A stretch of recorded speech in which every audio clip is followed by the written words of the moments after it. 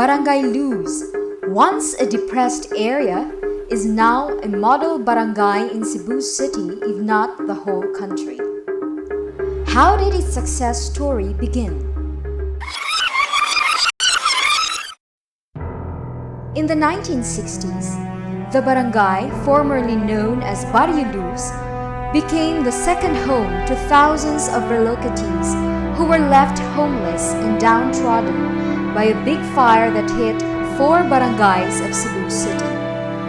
Barangay Luz, then in the outskirts, hardly had any basic social services and businesses, making it one of Cebu City's most depressed slums.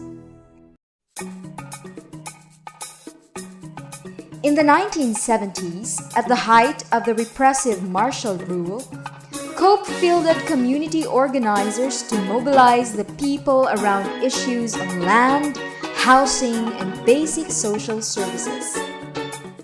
Barangay Luz dito ko 1975, iabang ko dito balay nga gamay 25 bulan. Akong gisgutan ang balay kang presyo aron papakita unsa ang kalidad sa balay sa una. Squatters area gud sa materials nga dali rang mosunog, kahoy, dali rang maguba.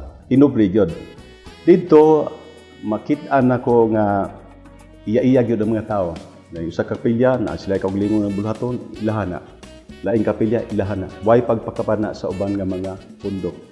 Unsa man gyud ang kahulugan sa organizing proseso diin ang mga tao isip katilingban, mamalandong sa ilang sitwasyon, aron sila mismo ang makahulagway unsa gyud ang tinuod ng sitwasyon.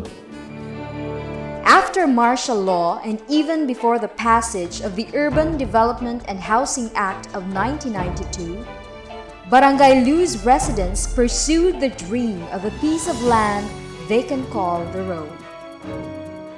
Sa paagi nga napugos atong opisyalis sa paingon, sige kanang kung mao nang naa ay mong kabalaka, dili na hilabdan yung lugar kun way pagkonsulta ninyo. Ingon sa kun mao na gobernador, pwede bang ato nang himuan og kasulatan atong pirmahan?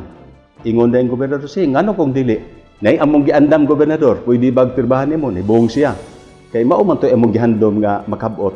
Nakabot naman, napugos siya og pirma pod mga tao. In 1993, then Governor Tingting de la Serna approved Ordinance 93-1, which gave the remaining occupants the opportunity to acquire pieces of land. Sadly, the ordinance was patterned on the formal housing scheme, thereby compelling urban poor organizations to comply with difficult requirements. Consequently, there had been delays in fulfilling these requirements despite 2 extensions. Only 495 households have fully paid. The present Governor Gwen Garcia has refused to extend the life of the ordinance. The security of tenure of 861 households is again directly threatened. In addition to their struggle for land, housing, and basic social services, the people of Barangay Luz, together with the barangay officials and some NGOs, continue to work for the integrated development of the community. Among the successful undertakings is Barangay Luz Homeowners Multi-Purpose Cooperative, which was organized with the help of Lihok Pilipina, an NGO promoting women's development. Pinaagi sa initiative sa mga kababayan natukod ang kooperatiba. Daghan kay natabang sa mua. Ilabi na ang mga kababayan mo dirigit kung ano yung mga livelihood. Ilabi na sa ang mga banda ni suporta sa kung unsay mga kalihukan sa kababayan. When the barangay was confronted by worsening garbage problem, the cooperative took a proactive response through the launching of Kwarta sa Basura program, which has encouraged residents to sell their recyclables, do vermicomposting, and develop products from wastes. With more and more people doing segregation, the cooperative proceeded to handling the garbage of the Cebu Business Park, thus generating more income for the constituents. More importantly, garbage from Barangay Luz has significantly reduced from 5 truckloads to 1.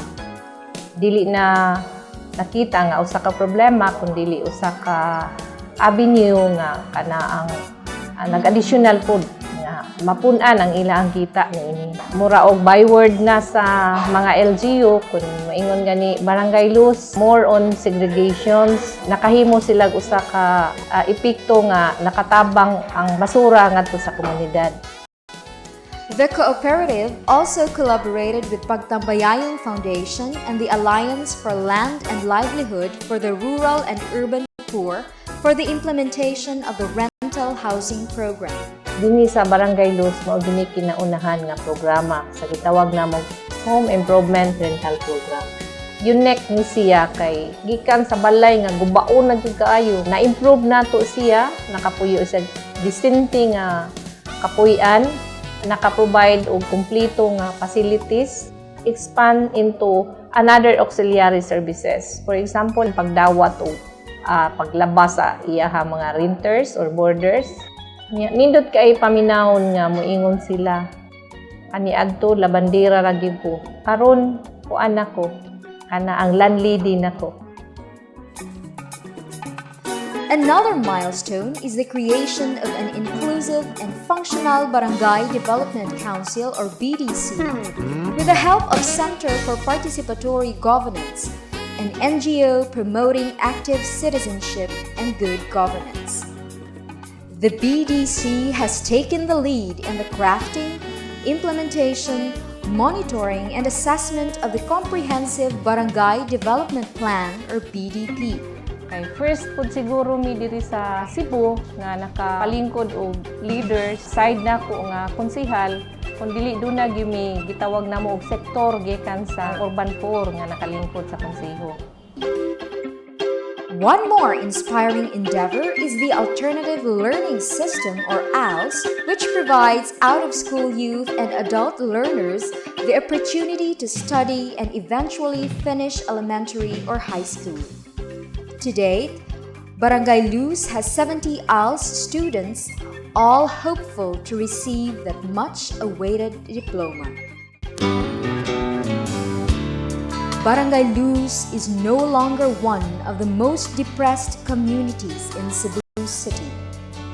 Still, there is much poverty compared to what it should be, but definitely much less than what it was.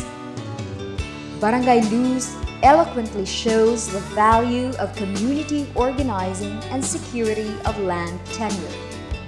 It shows a very good example of development from the bottom up. The community has been conscientized and empowered. It has grown and will continue to grow. It is a model for other depressed barangays that dream of a world that is just and fair. A world for all and not just for a few.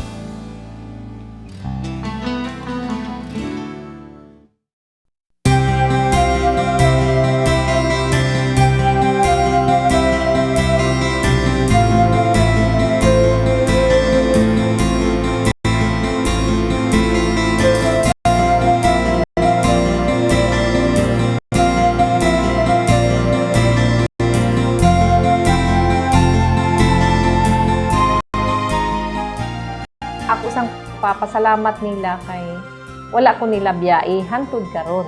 Nakalingkod ko usa ka kapitan, kanunay gyapon nga naa sila sa akong luyo, nitabang ug unsay mga programa. Padayon sa nasugdan sa unang pagpaningkamot. Number 1, ang pagtan-aw unsa ang tinuod. Kung tinuod man gyud siya, dili man na kamatuoran lang para sa kaugalingon, kamatuoran na para sa kakapilingban.